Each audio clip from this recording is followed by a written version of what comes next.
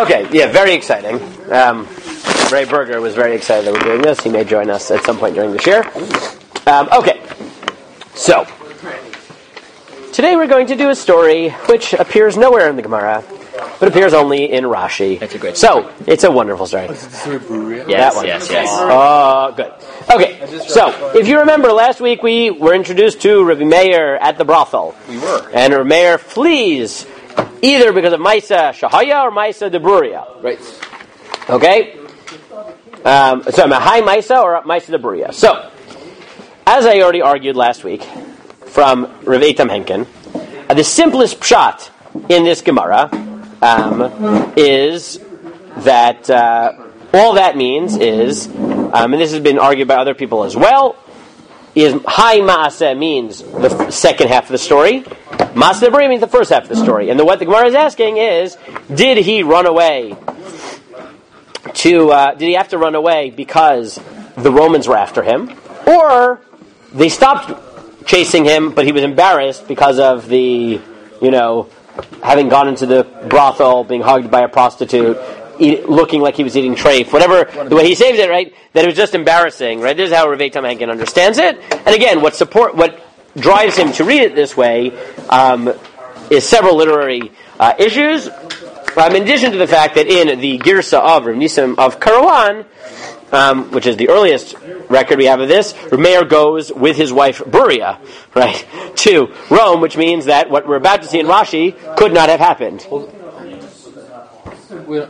right, cool. So Rav Nisim had in his text of the Gemara this, or he's bringing this down as like some random thing that... No, in his text, it has that Rav Meir fled with his wife. Right, which means that Rashi's text that that he runs because of what happens to Beruriahl, meaning she dies, right, can't be pshat. Right, okay. And therefore he says it must be something else. Yes. Right? That's Rav Eitam Henkin's argument. Plus, as we'll see, the story, I'm sort of giving away the end first, but that's okay. Right? Rav Eitam Henkin says, furthermore, the story we're about to read in Rashi is not quoted by any other Rishon, right, which is very odd because they all have Rashi. Right, which leads him to believe, and is only quoted twice in very late Ashkenaz, like in 15th century, which leads him to believe that this isn't even Rashi at all. It is some sort of, I don't know, what he calls a Sipur Amami or something, right? Some sort of story that was written in by, it was a legend that someone wrote in their notes that got integrated into the manuscript of Rashi at some point. So he argues it's not even Rashi. Okay, I tend to agree with him that this story doesn't seem to be... It's definitely not pshat in the Gemara based on the best resources we have, and he provides a tremendous amount of evidence that this also isn't Rashi, and several people have worked on this point. But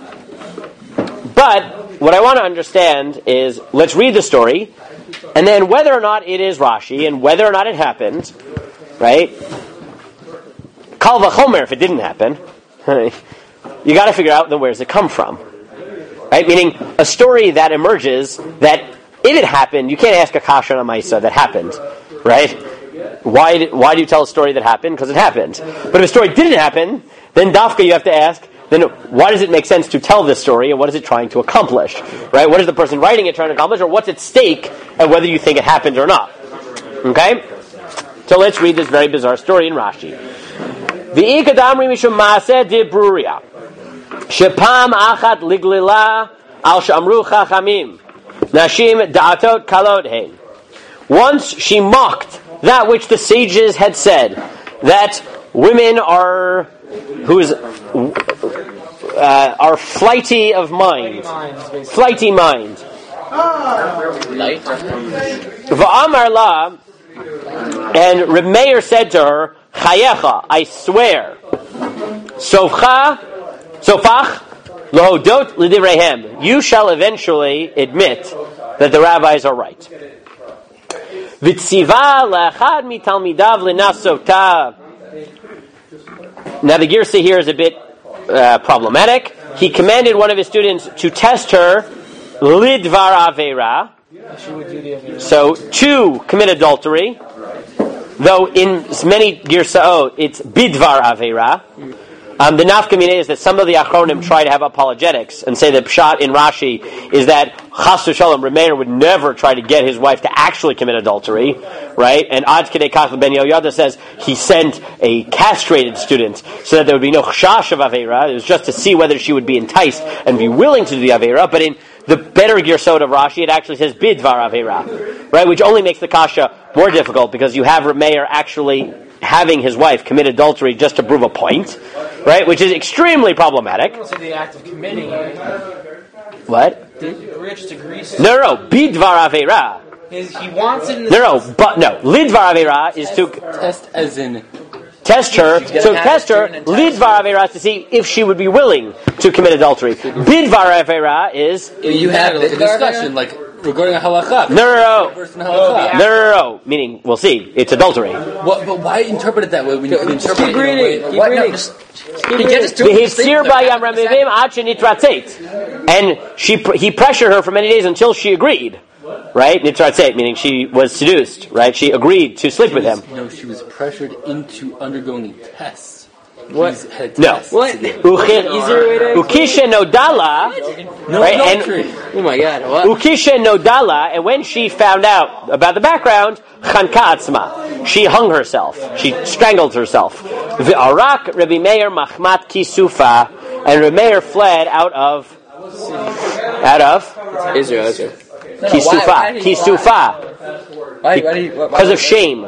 Because of shame. Like, she wiped out the halacha and she metaphorically... Stop, Ephraim, stop. Oh my God. You know very well. Okay, so here's the question I want to deal with. Do anything, but what does this story tell you, right? What is the point of this story? Why would, especially if Eitam Henkeman is correct, why does someone write such a story, right? Would have to prove flighty lines, or So... Well, yeah, to prove what they wrote was true, you shouldn't make fun of their words. What? You shouldn't make fun of the words of the Chachamim. Yeah, so why do you tell about Beruriah? In shame. sorry. But why specifically this one? Yeah, yes. Why does this story make sense? It's been a common thing in their times that these girls were coming up and starting to take power.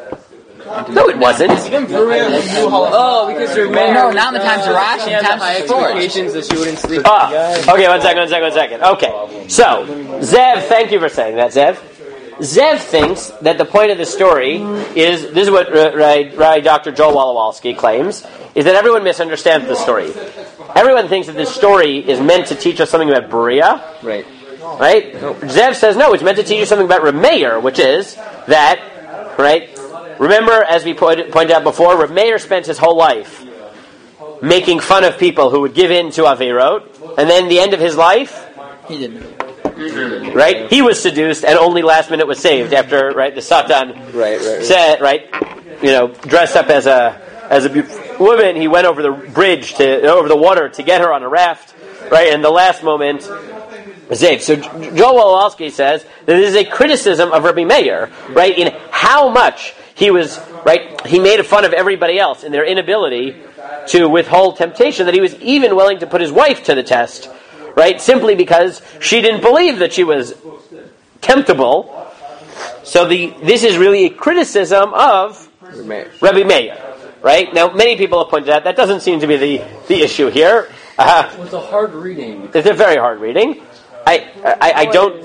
Yes, it seems to be to prove that other books have liked I don't disagree that it is a possible read. Yeah. Right. Okay. But I still think the administering a test is probably the best reading of the. Okay, but okay. Do you want me to go through the evidence first, or do you want me to give away the end of what I think is the best thesis, and then we'll build the evidence towards the thesis? Which you want? Okay, good. So, guys, come on, guys, Ephraim, come on. We got to get through this. Okay, so.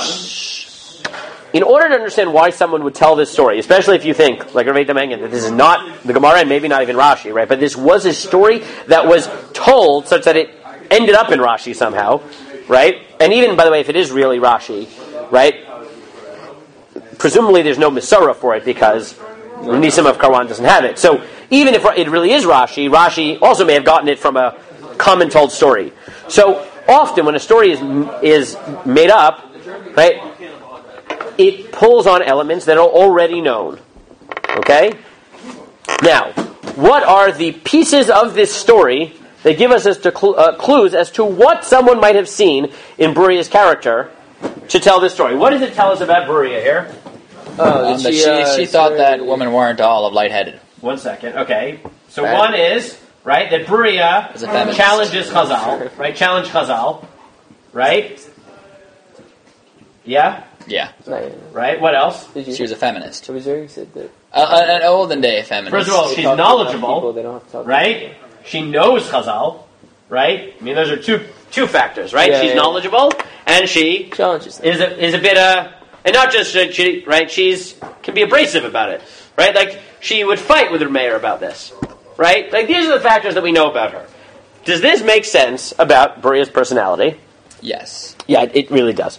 Yes, it absolutely does. So in number 1, first of all, I gave you the Gemara in Kiddushin that I mentioned last week. We won't look at it again. That's the one about Rabbi Meir, right? Rabbi Meir giving in to Dvar Avera. Oh, isn't the top before where it said they were all of lightheaded? Is it like connected? Kind of see this. Right. Oh, yeah. Well, the third is right that the specific thing that she doesn't believe in is that women are all stupid. Right. That women's knowledge, right? That women's knowledge is in some sense inferior. Is in some sense, whatever it means, right? It's very posh. Well, in context, in this version, what does it mean? That they succumb to... They're easily seduced, right? That's what it means. Yeah. Right? Not that they're intellectually... Yeah, they're always thinking about the lightheaded. No, in this context, it probably means seduction. Yeah, but that's right. I think they say it about yichud also, about having... Okay, how do I know that in this context it means seduction? Don't give me anything else. Seduction happened. Because this test was supposed to prove it. Yeah. Right? Right? That's the point. Yeah, right? It was about like... Testing her on a map. Stop with that, Ephraim. That's not what it means. Okay. It makes so much sense, though. Good. It doesn't guys, say that in the guys, so let's... Ephraim, stop. That's not what Dvar Avera means anywhere else. Lidvar Avera means... Right. Dvar Avera, in a matter. No, that's not what it means.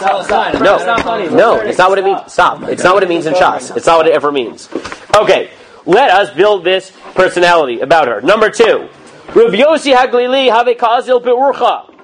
Rabbi Yossi HaGlili was walking on the way. Ashkechei leBeruriah, and he met Beruriah. Amar la, and he said to her, Be'ezu derech nelech leLud. Which way should we go to Lud? He asked for directions. Reasonable thing to ask. What does she say to him? She kicked him. No, she didn't kick him. Amar la, glilai shoite.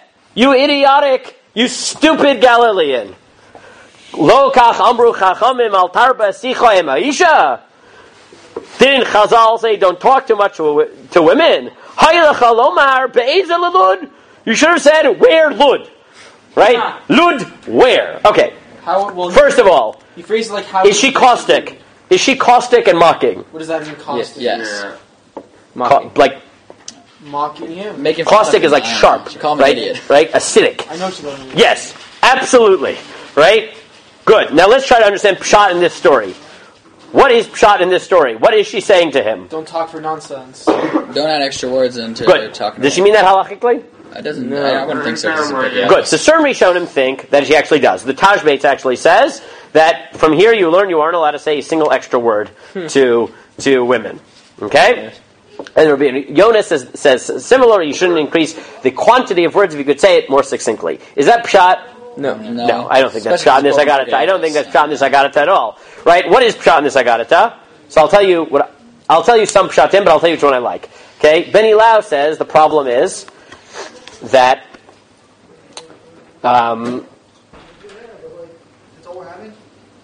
that she was a Talmidah Chachama, or Talmidat Chacham, really. Right? It's the student of a Chacham, therefore it could be of men. Right? Talmidat Chacham.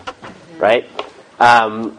And she wanted to be treated as an equal. Instead, she's treated as a woman, as maps, right? As a map. And she's insulted that here she gets to talk to a Tana, right? And all he wants is directions. So she just gets annoyed and yells at him, right? I don't think that's Pshat. I think but why did she tell him to? The way it sounds, right? I think there's a much better Pshat here, right? And that is in one key word here, which maybe Ephraim will get and everyone else will miss because you don't know grammar well enough. Well, the grammar in itself sounded like Derech Melech. It was a double lashon. The sentence itself was joint with her. Two. Where would we go? Thank you, Yosef. Because he doesn't say which way to Lud. He says, which way are we going to Lud? That is a very promiscuous thing to say. Mm-hmm. You don't ask directions to a random woman and say, how do we go? Right? Now, Yesh Ladun, right? We don't know when the story happened. Right? There's two ways you can read this. One is that this is after she's married, in which case it's really inappropriate. Oh, maybe right? Or Rabbi Clapper, right? Or Rabbi Clapper suggests that this was the only evidence we have of a failed pickup line in the Gemara that Rabbi Yossi Aglili is still single, right? And so is Beruriahl, and Rabbi Yossi Aglili says, how do we get to Lud? And she shuts him down. No problem. She want to marry her. It's such a small difference. It's an important difference, though. It's one thing that's so easy to. Wait, I'm sorry. If she was single, why is it an issue? What? Why is it an issue if she was single? If you wanted a nice Jewish girl to marry and you found a nice Jewish girl, she might have just not liked him, so she shut him down. Do you think everyone has a good rational reason to shut him down? It sounded like you did some negative idea on the sentence. It's called getting rejected, Ali. Yeah, it's called getting rejected. Again, that's fine. The Gemara makes it seem like he did some problem with saying. You're right, and I'm totally fine saying. I said right. Clapper once likes imagining this is when they were single. This was a rejection of an attempted pickup line. My guess is that the simplest part is she's married, and her point is it's inappropriate to phrase things in such a way to a married woman, right? That's my guess. But okay. But have we built enough of a character already? Caustic. Right? Plays with Divrei Chazal. Right? Yes. Right? Okay. Same daf in the Gemara, number 3. Beruriahl ashkachte lahi talmida dahave kegaris bilachisha. Beruriahl ran in to a young student who was learning quietly. He was reading with his eyes, or whispering, but he wasn't learning out loud. Batshebe, she kicks him. Now, Amrle, lokach kasav arucha bakol shmara. She quotes a pasuk and says, if you don't learn with your whole body, and it's not heard, you're not animated, you're going to forget it. Right? Again, she knows things, and she is caustic as heck. Right? She is a sharp personality. Now, she doesn't just do this to students and Rios Lily. She also does it, as we'll see in the next two Gemaras, to two very different groups. She does it to Minim, to heretics, and she does it to her husband as well.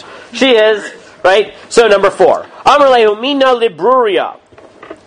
A heretic. Now usually means early Christian, so let's assume that's what it means here.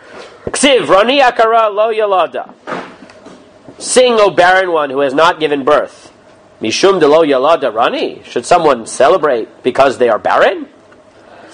Amrale Shatya, her favorite word. She said, "Shut up, idiot." Right, as they say in Hebrew, or in English, idiot. Right? Shvil l'seifei dekra. You don't know how to read psukim. Go to the end of the pasuk. Dichsiv ki rabim b'nei shomeimam b'nei v'ula amar Hashem. The end of the pasuk says, "For many are the children of the desolate one, more than the children of the bi'ula." Right, the one who has been espoused. Right, in English. Right. Which means that she has children, right? Meaning, she has children. That's clearly the context, right? This doesn't mean akara literally, because the end of the pasuk talks about her children. Elamai akara lo yilada. It must therefore be metaphorical. What does it mean? Rani Knesset Yisrael shedomel isha akara shel yilada banim glegehenam kavasaychu. It means celebrate, O Israel, who are barren in the sense that they have given birth to no children who are going to hell, unlike you, who's going to hell, right? Again, right? Knowledgeable? Yes. Vitriolic? Absolutely. What was that word? Vitriolic. Like virtue. No. No, vitriol is like vitriol is like she spits poison. Okay? This woman is vicious. So like right? Zirirng does an eye roll. Bidiyuk. There you go. Good. Next one. This is to her husband. Hani Birione. there were barbarians, or in certain versions, Haumin, another early Christian. She was bothering, they were bothering Rabbi Meir. And Rabbi Meir was davening that they should die. We've seen this Gemara. Right? So Amrle Beruriahl debitzu. So Beruriah's wife said to him, "My daidach, what are you thinking? Mishum dichsiv yitamu chatoim. What? Because the pasuk says yitamu chatoim, that the sinners should be destroyed. Mi ksiv chotem. Does it say sinners? Chatoim ksiv. It says sins, which is actually wrong because it says chatoim, which means sinners.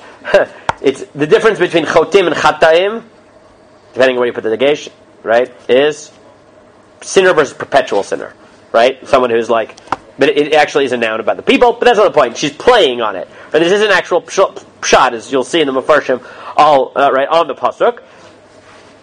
She said, "Va'od shvila sefer dekra risham odeinam kevan ditamu chatoim risham odeinam elo bayrach me alayah del hadru b'tshuva." Rather, you should daven them to do tshuva risham odeinam. Then there won't be rishoim. Bayrach me alayah v'hadru b'tshuva. So he davened for them, and they did tshuva.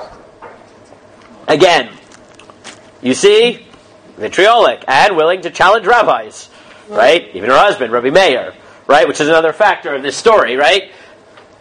Right, that she's critical of the way Rabbi Meir does things. Now, Rabbi Clapper does something very clever here, which is that she also implies to Rabbi Meir that there's a better way to, in Yiddish, upschlag the minim, which is by playing with psukim and humiliating them, because that was what she just did in the previous story on the same daf. Right? Meaning, she also hints at Rabbi Meir that the reason that you get so bothered by these minim, right, if that's the proper girsa, right, and we know, what did the minim usually do? They challenged us to debates on Tanakh. And what she's implying, according to Ray Clapper, is, look, the only reason you even have this problem is because you're not as smart as I am. I deal with the minim on my own level, right? Look what happened when they challenged me, right? They didn't exactly emerge unscathed, right? I told them that they were going to hell, and they shut up, right? You are apparently incapable of such things, so the best you can do is daven for them to do tshuva, but, you know... I'm really not pshat on the story. I don't know whether it's pshat, but again, you see, willing to challenge Chazal, right? Willing to challenge Rabbi Meir, right? Smart, knowledgeable, caustic, right? Those features should come up pretty clearly. Okay. You can tell our docs was Or not. No, I think what Yaakov is saying is pretty pushing. Okay, we're going to continue. She couldn't even do the test. Now there's a Yalkut Shimoni in number 6 that. What's the third thing say? What knowledge is in some sense Inferior. Yeah. Number 6. Okay. Now this is, you have to remember, a much less canonical source, right? This is from a very late midrash. Who is the woman of virtue? War. Valor. The soldier's wife. Valor, virtue, businesswoman, whatever it means exactly. Amru. It once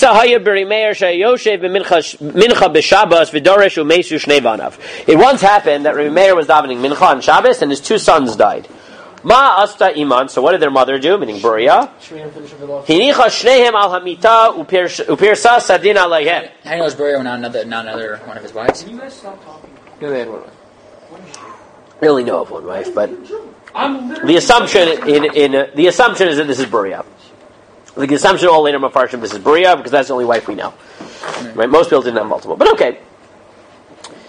So hinicha shneim al amito persha sadin aleim. B'motzoi Shabbos ba Rabbi Meir beis hamedrash. So she hid them on the bed, and then Rabbi Meir came back from the beis medrash. Amar la heichan shnei banai, and he said, "Where are my sons?" Amar la lebeis hamedrash halchol. They went to learn. Amar la. He said, I looked for them in the beis medrash. They weren't there. I wanted to learn with them between the chamarev, right? Nasser la koshel Avdallah v'hivdil. She said, look, man, make Avdallah. Just make Avdallah. He said, okay, where are my sons? Amar la pa'amayim. She said they went to the market, they went to this, they went to who knows what. Wait, why is she hiding them? What? Oh, to not ruin Shabbos. What? You can't mourn on Shabbos. It was Shabbos. So she waits till Motzei Shabbos. They died. Yeah. They died. Got it. Hikriva lefanav lechol. So she was about to eat. After he ate, Amar lo Rebbe she'ela yesh lishal. After he'd eaten and he was, sitting down. She says to him, Rebbe, I have a question for you. Amar le Amri she'elatech. Said, yeah. What's your question? Amar lo Rebbe kodem hayom ba echad v'nasan li pikadon. Earlier in the day, someone came and he gave me a collateral. He gave me a deposit. V'achshav balito. Now he wants his deposit back. Achzir lo Olaf. Should I give it back to him or not? This was on Shabbat? Now we're after Shabbat. Now it's after Shabbat. Earlier today, someone gave me a deposit of money on Shabbat. That's a metaphor. Yes. It's a metaphor. She's referring It's a metaphor. to the kid. It's a metaphor. She's referring to the So Amar Allah, Biti, he said, my daughter, Mi sheyesh lo pikadon eino tzarich lachzir lirabo. And he said, my daughter, whoever has a pikadon, doesn't he have to return to the master? Amar Allah, chutz midatach lo ayiti mechazeret oto. Right? If it weren't for you, I wouldn't give it back. Ma'asta. So then what she do? Tafsa to biado. She grabs him by the hand. Ve'aleyu lacheder, brought him up to the room. Ve'kriva oso lemita, brought him to the bed. Not la hasadim alehem v'rashne meitim munachem alamita, and showed him his two sons dead. Hitchil boche ve'omer. He starts crying. And he says, Banai, Banai. Rebbe, my children, my masters, Banai b'derech eretz, my children, derech eretz, right? V'Rebbe she'mi'irin einai b'toratan, but my rebbeim, because they used to sharpen me in Torah. Ba'ota, which is also a nice play in words, because he's Rabbi Meir, right? Who's meant to be Meir at Kol HaOlam, because according to the Gemara, in one place his name is actually Rabbi Neharai, and Rabbi Meir is just a metaphoric name that they gave him, right? But really, his sons are the ones who enlightened him, and he in turn enlightened all of Klal Yisrael. Neharai also means light, so it's a play on words, right? Neharai means light in Aramaic. But Otasha Amrale, so then his wife said to him, Rebbe, Lokach Almarteli Shanotrichim Lachzir Pikaton L'Rabo. Didn't you have to say we have to give back the object, the deposit to the owner? Kach Hashem Natan Vashem Lakach Yishem Hashem Mivarach. God has given, right? God hath given and God taketh. May God be blessed forever.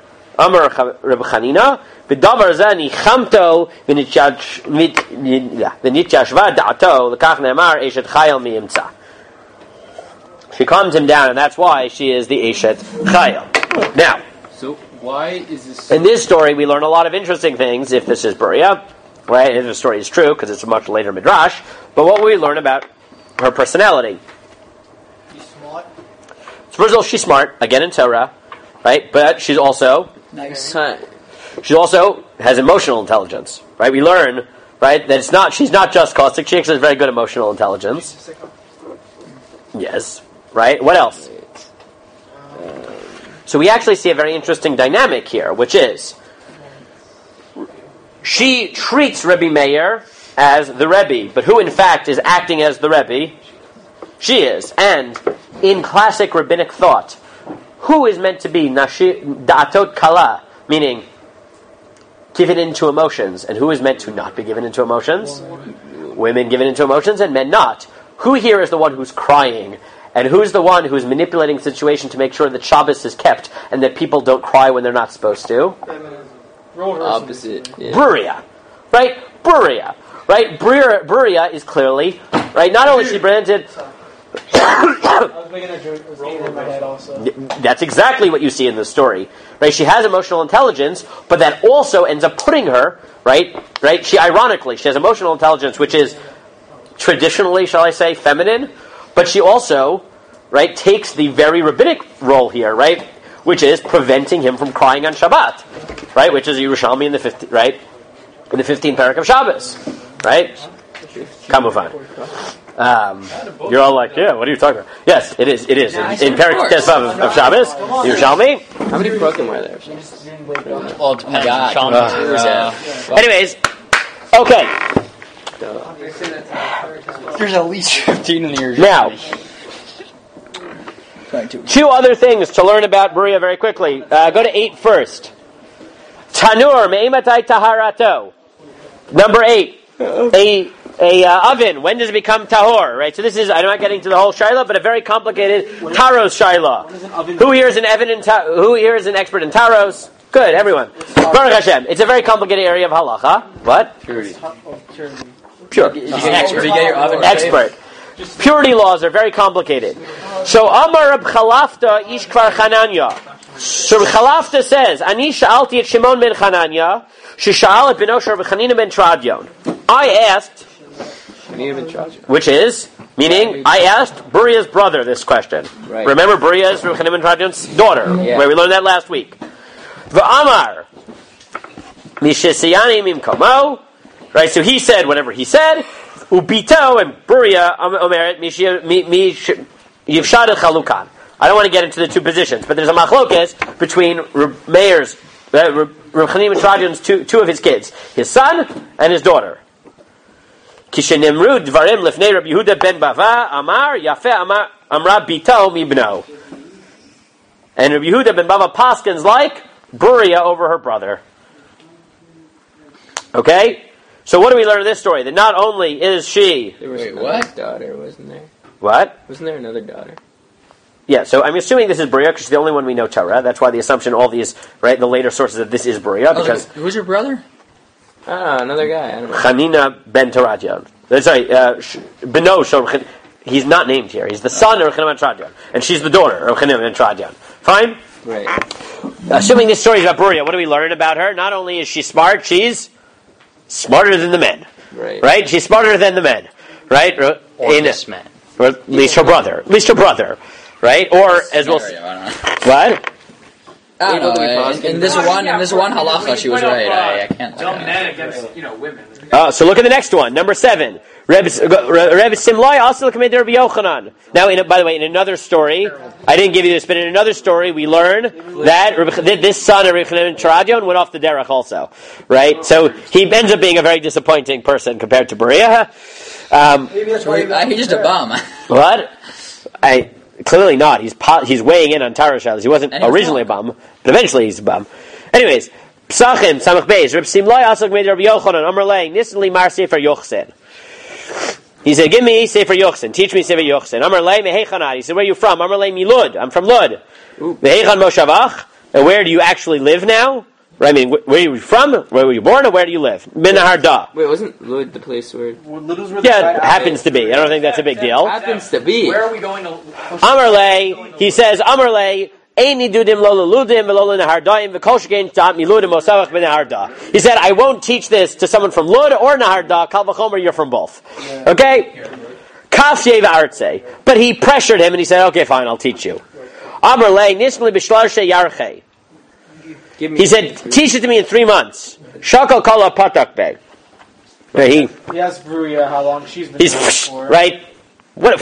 He just rejected him. He said, what? He said, Amar Lei. And now, think about what he's about to say. He's about to say, why can't you do this in 3 months? Well, ma Beruriah de bitzu de Rabbi Meir. If Beruriah, right, he doesn't pick any other Tana, right, as the paradigm of someone who's smart. He picks Beruriah. If Beruriah, Partei de Reb Chanina ben Tradion, right, the wife of Reb Meir, the daughter of Reb Chanina ben Tradion, the Tanya Tlat Mea Shmaitza Biyoma Mishlosh Meir Rabvasa, who learned 300 halachot from 300 different rabbis every day. It took her more than 3 years to learn this book. You think you're smarter than Beruriah? But who's the paradigm? Beruriah. Wait, so Sefer Yochsen. It's not clear what Sefer Yochsen here. Some Mefarshim thinks it means teaching about Mamzeros, and right, meaning teach me halachos of, right, practically which families are Mamzerim and things like that, right? Others say it's a Perish on Divrei Yamim. It's not clear what it means. Right, Perish on the Yochsen parts of Divrei Yamim. Right, it's not clear what this means. Important factor in this. Yeah. Okay, so very quickly,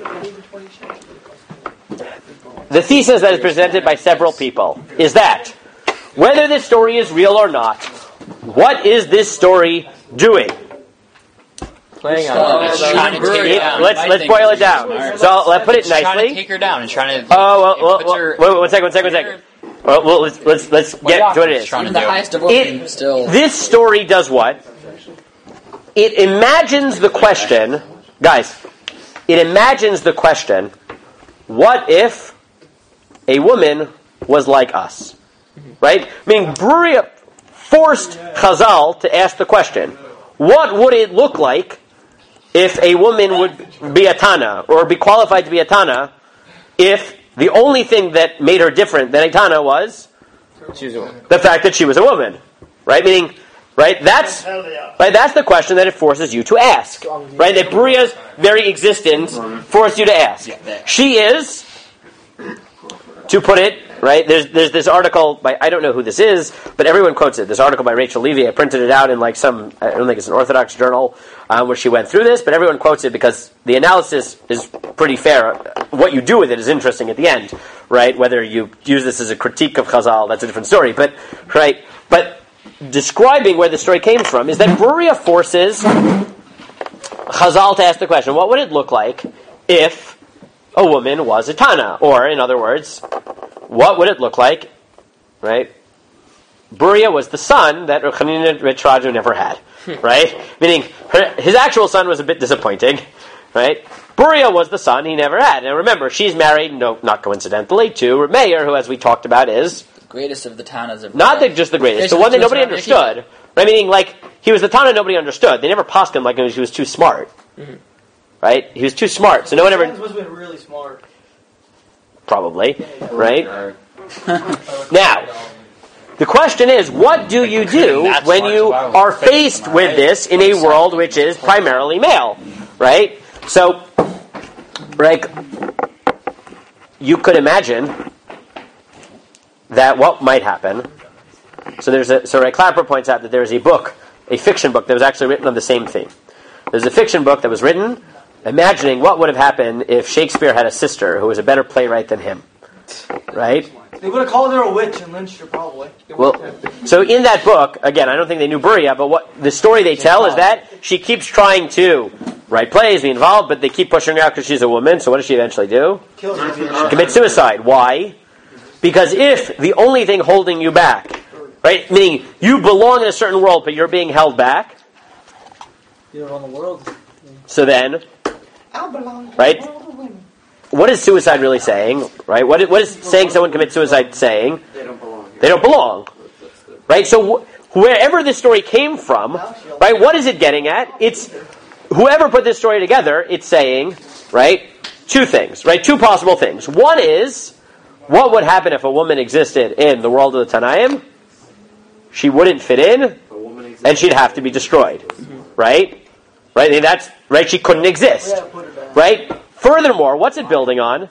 The fact that, right, the culture itself would be, right, creates difficulty for her, and therefore might breed cynicism. And to protect itself, what might the system do? I mean, what's happening? Meir is willing to, right, have his wife be seduced to make a point about Chazal. Why? Because you need to protect the system. Because you need to protect the system. Meaning his wife is the challenge to the system. Right? That's why he married her. So this story is imagining that. Right? And what therefore is the conclusion of the story supposed to be? If you don't agree with this, if it's not a critique of Rabbi Meir, what is this story? Critique of the system. Well, you could look at it as a critique of the system, but more likely, it's a claim that, in fact, such a phenomenon is impossible. Right? That she couldn't actually work. Right? But now you understand, right, that what hangs on whether the story being true or not. Right? Again, if you follow Nisim of Karwan, it's not true. Which means despite the difficulty, despite the irony, she did exist, right? And exceptions can function in the system. Right? Meaning the story was told by whoever it was told. Then they're not an exception. What? Then they're not an exception. Meaning, well, that's exactly the point. But you understand that what hangs, Yaakov, what hangs on whether this story is right. Meaning, if you want to, right, if you take Rabbi Mengen's argument that this was a popular story that ended up, by accident getting into Rashi, right, because that seems to be what the evidence points at, right? It's clear that the popular view was that, this can't really be true. It can't actually exist, right? But if that's not true, if Nisim of Karwan, right? Remember, the earliest source we have in the story is right, that means that despite all the difficulties that are evident in the story and that led to this apocryphal story about Beruriah's death are not true, then that means that despite all the difficulties, it was in fact possible to imagine a Tana who was a woman, despite all the difficulties, and she actually continued to exist, right? That's really what hangs in the balance on that question, right? And since, as Rav Eitam Henkin argues, right, the balance of the evidence points to the fact that the sources before Rashi argue that she's still alive, right? This story never happened. Plus, the story appears in no Rishon except for Rashi, and only is quoted in very late sources, which indicate that it seems to have crept in later on. Right? It seems to, I think he's right, and his father argued the same thing in Shut B'nai Banim, and many others have argued this, right? This was a popular version, because Yaakov, it's very popular for people to be very bothered by the notion, right, that a woman could be a Talmidei Chachama of that level, right, in a primary male world. What? Wasn't Devorah the third after Yeshua? Devorah was the leader of the Jews. It's Asniel ben Kenaz. Ehud, yes, third, correct. So we already have And that's what he says. What hangs in the balance, this is the end of Hengen's article, is that, and he said, he thinks, right, and several people have noted this, that the fact that Ad Hayom, many, right, institutions of women's learning are named for Beruriah, right, and people name their children Beruriah, is an indication that despite this version in Rashi, right, there seems to be another tradition within the Jewish community that the other tradition is correct, that such a thing is possible, and while it was once anomalous, it may not always be anomalous, right? Meaning, Midreshet Lindenbaum, right, which used to be Bravender's, its official name was Beruriah, right? Was Beruriah. There's a reason for that, as is the high school in New Jersey, right? Because, and that's what he notes, that communally, right, there seems to be a belief in Rav Nissim Karwan's version of this, namely that it may have once been anomalous, but it was not impossible. It was something that Chazal could actually handle, and that points in a direction that perhaps it can one day be less anomalous. Okay? Good. We have to daven mincha.